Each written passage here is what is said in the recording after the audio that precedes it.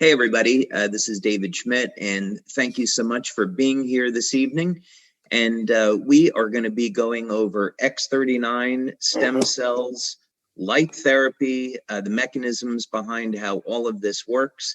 And I think you're going to find it really interesting because we're going to be exploring some very interesting material together. So with that, let's go ahead and get started.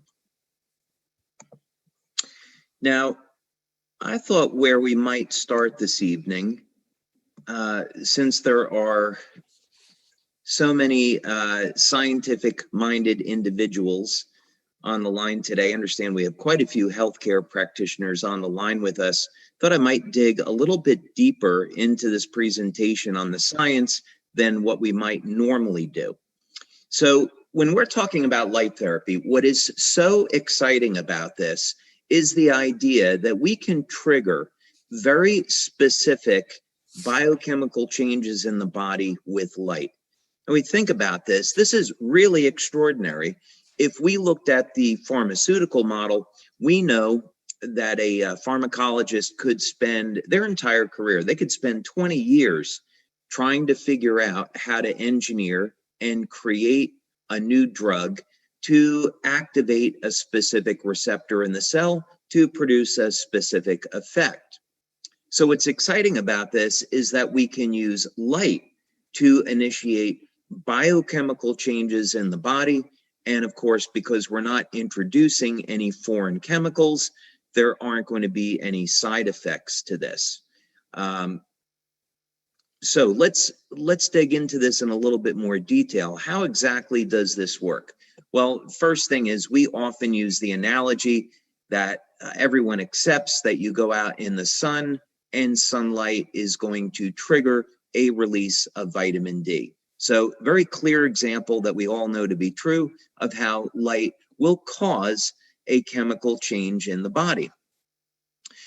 This area is known as photobiomodulation. And one thing that's very interesting is that if we go back 10 years ago, the biochemical mechanisms for photobiomodulation, or another way we can think of it is low-level light therapy, the biochemical mechanisms weren't really very well understood. If we go back 20 years ago, light therapy was relegated to the area of quackery. Traditional scientists thought, no, this is a placebo effect, there's really nothing to it. And today, with over 5,000 clinical studies that have been published with people like Dr. Michael Hamblin at Harvard University doing pioneering research. Dr. Hamblin has over 400 clinical studies that are published. The mechanisms by which light therapy works and produces these changes are very well understood.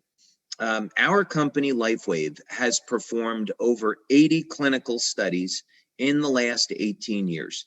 So we have created an enormous body of scientific research that tells us how the patches work. Okay, well, let's just start over here. We see we have different wavelengths of light, and in this example, the wavelengths are in the near infrared band, but we can see cellular change in the visible band of light as well. But what's generally accepted is that, and what has been demonstrated and shown, is that wavelengths of light in the near infrared are going to increase production of cytochrome C oxidase.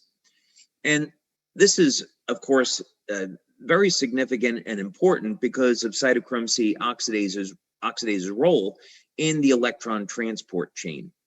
And the electron transport chain, of course, is involved in producing energy from carbohydrates and fats in the mitochondria.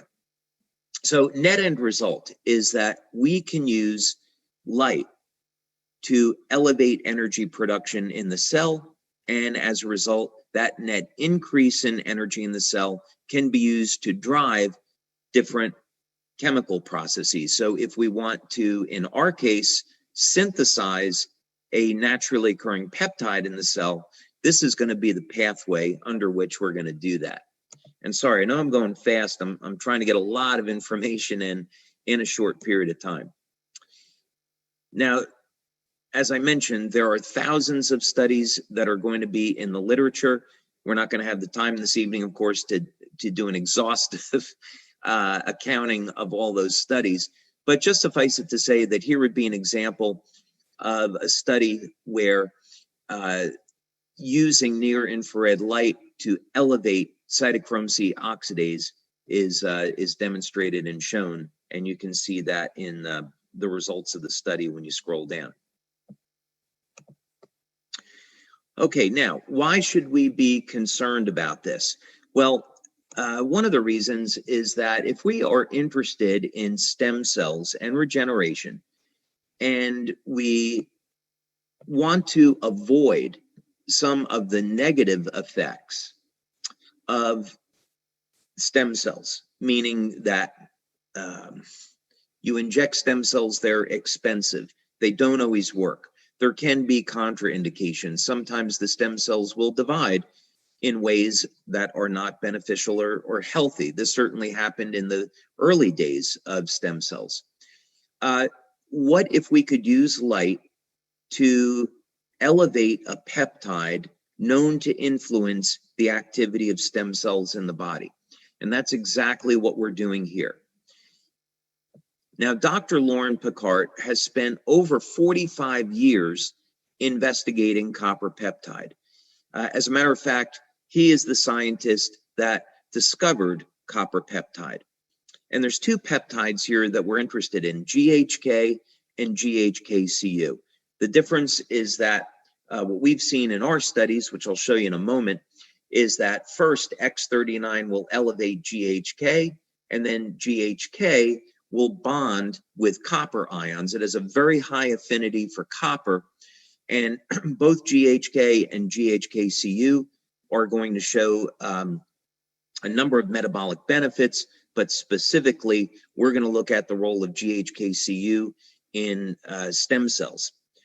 So here is a study that I think you would find of interest because it shows the role of GHK in regeneration. This was published in 2015. And the mechanism is extraordinarily interesting.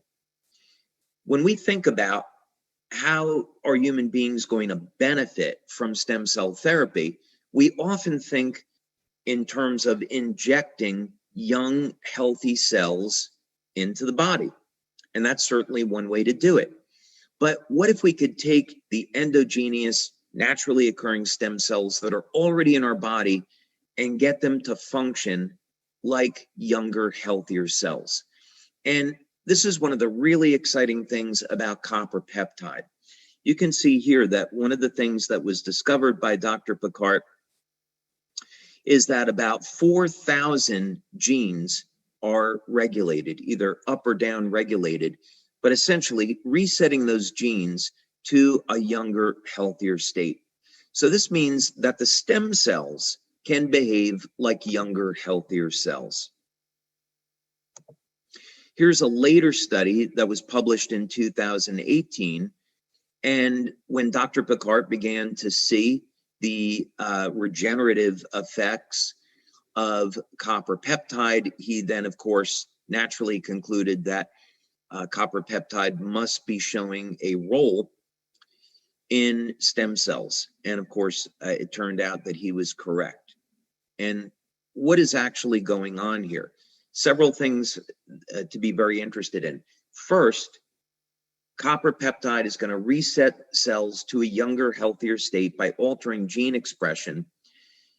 Then those stem cells are mobilized through increased expression of P63. And here is a study that was actually looking at that. What happens when you elevate copper peptide in the skin? Now, not only will copper peptide increase the ability of stem cells to get to an injury site, but in addition, copper peptide has been found to revert the stem cells in the skin to pluripotent stem cells. So this means the total number of circulating stem cells increases. And in other studies that have been published, this leads to regeneration of damaged tissue. So we, of course, have done a significant number of studies, and you can find them here. We're not going to have time to go over all of these this evening. We have 9 clinical studies that we've completed so far on X39. Because of COVID, there have been delays in getting those published. We have one in particular I'm really excited about. It's a 50-person double-blind study on looking at X39 on how it elevates copper peptide. We have the predecessor to that that you can see here that was published. But basically what we show is that within the first 24 hours, X39 elevates GHK. And this is why when you look at metabolic studies that we've done on X39, it shows that most people are going to start to feel results in as little as 24 hours, and vast majority within the first 7 days. Okay, let's back up a little bit here.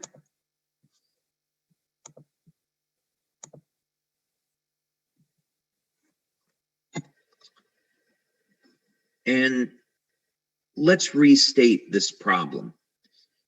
The problem is that as we age, the stem cells are aging with us.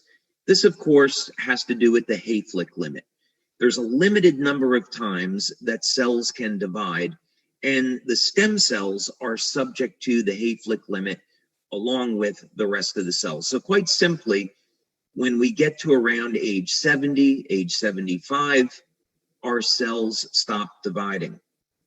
And this is really bad news. Anybody that has gotten over the age of 60 or 70 knows that their ability and their capacity to heal and recover from an injury has slowed down dramatically. This is a result of a degradation in the quality of the stem cells, their ability to proliferate, their ability to release growth factors, and eventually, of course, we don't have any more stem cells.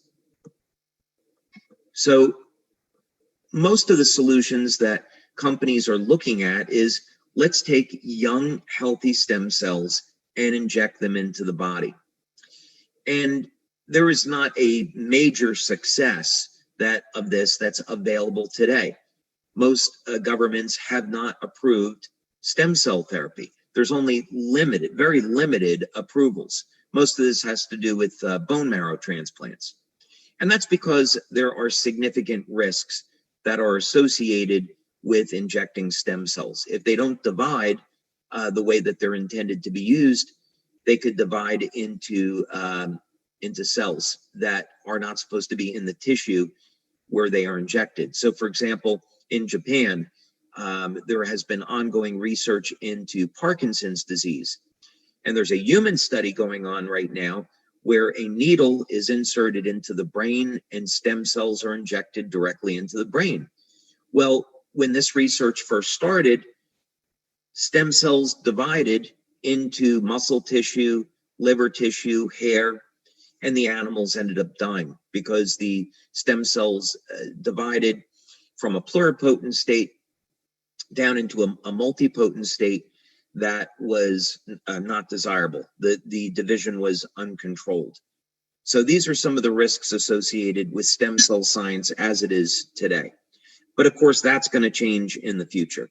So what we want to do is make stem cell science affordable, safe, effective, and available to everybody. So how are we going to do that? Well, as Robin was saying, I have over 100 patents now. I reached that milestone this year. Those are 100 issued global patents with many more that are pending. And over 70 of those are just in the field of stem cells and regenerative medicine. And we've spent over $4 million over the last 12 years in developing X39. And research, of course, is ongoing as we find new ways to utilize our technology with respect to stem cells. Some of the early research we did was with the National University of Ireland in Galway at their Regenerative Medicine Institute. This research was actually funded by Scientific Foundation Ireland, and Remedy, by the way, and NUIG is in the top 2% of universities globally in the field of stem cell research. So when you go over to the west coast of Ireland and you're at this institute, you can find all of the major healthcare companies doing research there. In any case, this is a technology that I invented and we developed at our laboratories in San Diego. And this is a novel form of electromagnetic therapy that we have shown can mobilize and activate stem cells. This was a standard rabbit model that we used after we went from our initial laboratory work. And the goal here was to see if we could upregulate or increase the rate of wound healing in these rabbits. So a diabetic ulceration was formed over a period of 7 days. And then we had a control group and a group that was treated with this electromagnetic coil. And we looked at the rates of regeneration. And in this very first trial, we were able to hit statistical significance and see that just using energy, we could activate the stem cells. We didn't need to use a stem cell injection. Now, what was also really significant about this study is that when you apply stem cells directly to the site of a ulceration, the rate of wound closure is identical to applying an external electromagnetic field. So this was the first indication that we had that you didn't have to give a stem cell injection. And that was really exciting. We could use energy to activate the stem cells in a body and accelerate wound healing, plus all of the other amazing benefits associated with stem cells. Now, at our labs in San Diego, we use a standard stem cell model. This is a planaria, and planaria have remarkable regenerative capabilities as a result of the sheer number of stem cells that are located in their bodies. And when you cut off the head of a planaria, it will regenerate in 17 days. The stem cell community is trying to figure out how could we get that down to 15 days? If we could do it maybe in a planaria, maybe we could do it in human beings. Well, this technology that I just showed you, we were able to get the regeneration down to 8 days and then eventually under 1 day.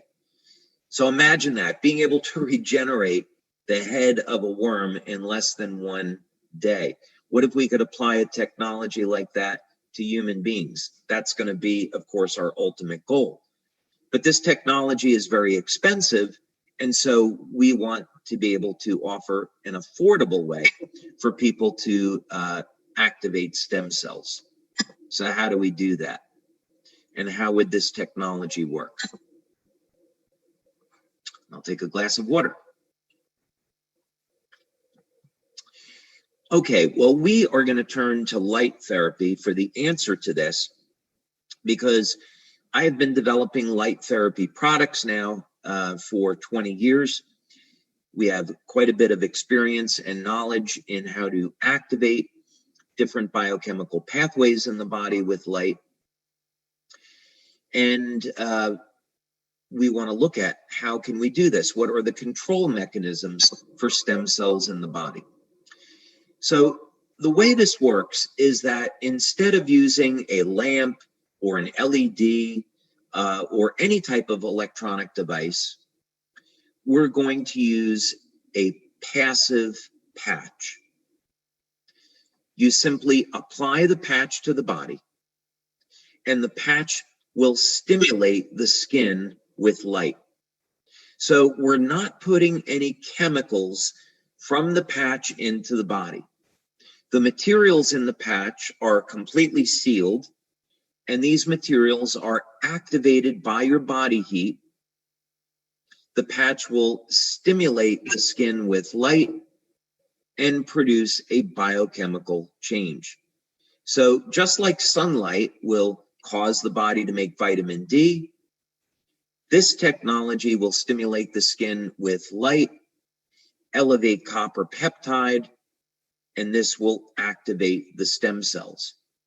And by the way, for the practitioners that are here this evening, when we use the term activate, this is just another way of saying that we are enhancing the ability of the stem cells to proliferate and go to where they're needed. And that, of course, is going to be the site of inflammatory cytokines where there's an injury. We know stem cells are attracted to that type of inflammation. So very simple way to think about this is that this is a new form of low-level light therapy. And we're using low-level light to elevate GHK-Cu, or copper peptide. And so, of course, the advantages of copper peptide are extraordinary. We get to reset thousands of genes to a younger, healthier state. As a matter of fact, in early research, if you were to take for example, liver cells from somebody 75 or 80 years old, put them in a solution of copper peptide, those cells start to behave like younger, healthier cells. If all we were doing with X39 was just simply allowing old stem cells to get to an injury, that of course would not be very effective. So what really makes this product effective is the fact that copper peptide is a very powerful gene modulator, can get those stem cells to act like younger, healthier cells. And of course, now they can release growth factors, their motility rate increases, and people can experience healing at ages when normally they would not be able to. Okay, so we've got 9 studies on X39. First question is, how do we know that the X39 patch elevates copper peptide? So that was one of the first studies we did. It actually took us about a year to get through just method development. So we had to develop methods. We worked with 2 different laboratories, and these were microanalytical labs. And first we looked at urine analysis.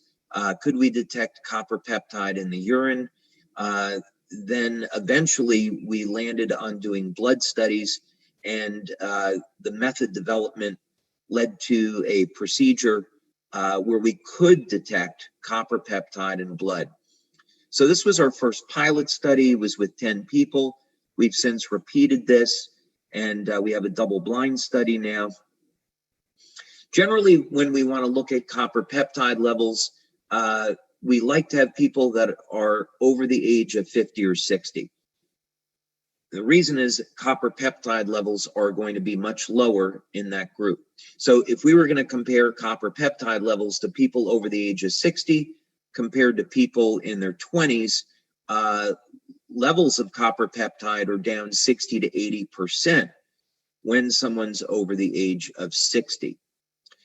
We also want to find out if, this is light therapy, so we should be able to see an effect rapidly. So we want to look at taking a baseline and then doing another blood draw 24 hours later. And then as a matter of convenience, we look at a 7-day period. And very clearly, what we see to statistical significance is that within the first 24 hours, we see increases in GHK. We also see increases in GHK-Cu, but not to statistical significance at 24 hours. But of course, at day 7, we are well into statistical significance. Now, we've also done metabolic testing with X39. And this is important. This was we did 2 studies here. The first was a pilot. The second was a 50-person double-blind. Again, mean age was over the age of 60. And we want to look at short-term benefits. What happens to the metabolism in the first 24 hours and in the first 7 days. Well, one thing we were interested in was looking at synthesis of amino acids. And we saw that amino acids were upregulated. So, for example, we looked at the branched chain amino acids like leucine, isoleucine, and valine. And this was important because we had anecdotal information that athletes were recovering much more quickly from exercise. So we saw about a 30 to 40% increase in upregulation of leucine. So I think we've got some pretty good evidence that through elevating leucine, we're activating mTOR, increasing muscle protein synthesis. And of course, this is going to be very valuable, not only in recovery, but also for any athlete or anyone that wants to improve performance. As another example, we also saw an upregulation of tryptophan. And that was interesting because in the early days of studying X39, we saw that people were getting improved levels of sleep. We eventually measured GABA levels, and we saw GABA levels being upregulated as well. So we indeed were able to determine why people were experiencing improvements in their quality of sleep. We also saw improvements in memory with X39, and I'm going to show you another study, a separate study that we did looking at the brain. Very interesting, we saw statistically significant decreases in blood pressure in people that had elevated blood pressure. We also did measurements with heart rate variability.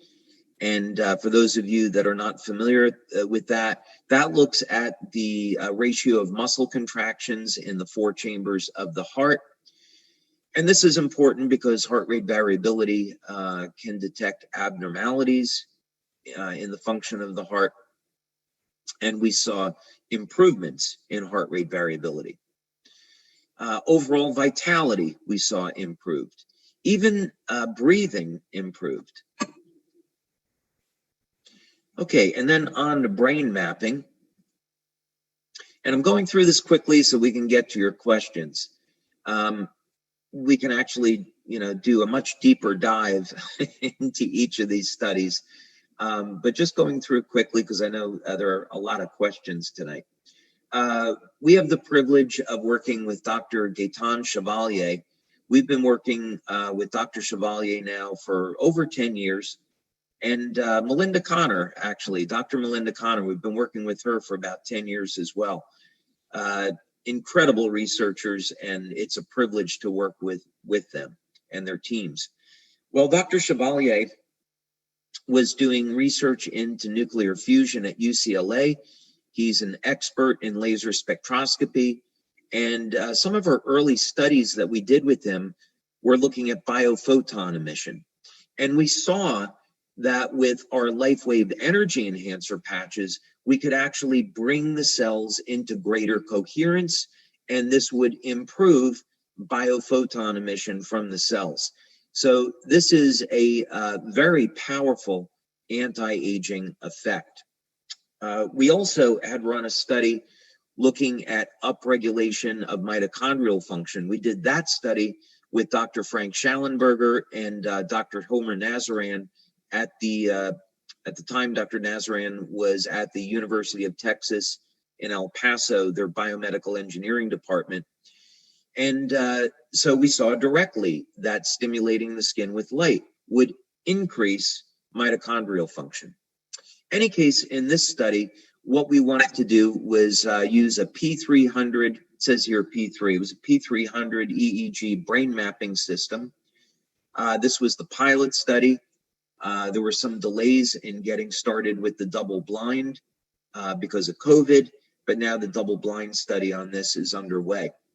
One thing that's important is that all 12 people in this open label study had dramatic effects. And we worked with people over the age of 60. And this is really significant because we would not expect, even with the effects of neuroplasticity, we would not expect to see changes this dramatic in a section of the population that is over the age of 60 and 70. But here at session 1 is baseline, session 2 is at 3 weeks, and session 3 is at 6 weeks. And what's happening is that the brain is shifting into a greater state of coherence.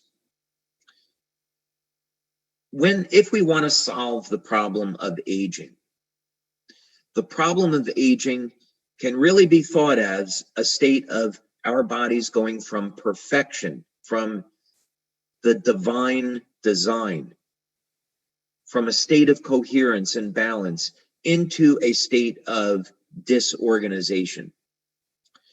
And we see this over time, the degradation of the structure of the cells.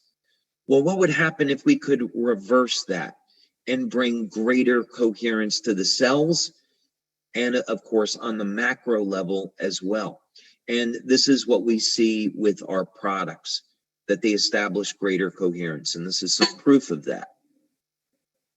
Here's the 67-year-old man.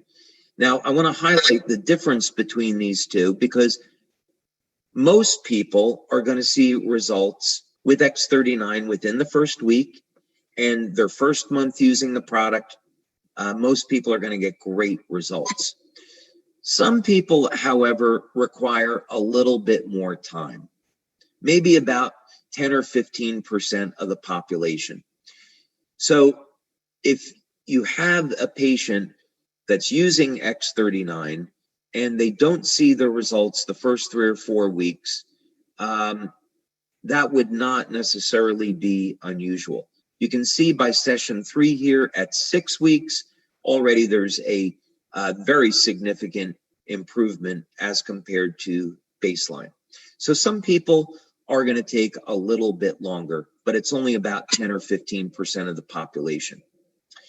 Okay, and then just moving quickly now, many of you might have already seen these testimonials, so we'll go quickly through them. But some of the dramatic effects we see with X39 are in the area of wound healing. So sometimes it can be a scar that's more than a year old. Even we've had people with scars that were 18 years old. They still saw a dramatic reduction in the appearance. Or here, this is just after 2 weeks on a more recent scar. X39 can be applied behind the neck, below the belly button, and it will produce a systemic effect. Some people prefer to put the patch at the site of an injury, and of course, that's fine too. So this is a young man who had a job interview coming up, and he was in an accident, and you can see within 5 days, he experienced a dramatic result. This one's really extraordinary. I was meeting with a doctor yesterday, and we were discussing a study on X39, and I showed him this picture, and he was absolutely blown away. Here's a gentleman that was in a car accident, nearly lost his hand, and yet 2 months later, virtually no sign of that injury. So this is the power of resetting stem cells to a younger, healthier state. This is also, I mean, just incredible. This is a young boy, 9 years old in Denmark, caught his finger in a door, had it severed off. The doctors reattached it. You can see initially it turned black. The parents applied X39, and only 2 months later, the finger is back to normal. The doctor was astounded and said they didn't think that this was possible. And even still, they would have expected more like a 9-month recovery. Now, of course, stem cells, while they do a great job with wound healing, they certainly have very, very powerful anti-aging effects. And one of the things that stem cells do really well is make collagen. Of course, collagen is the most abundant protein in the body. And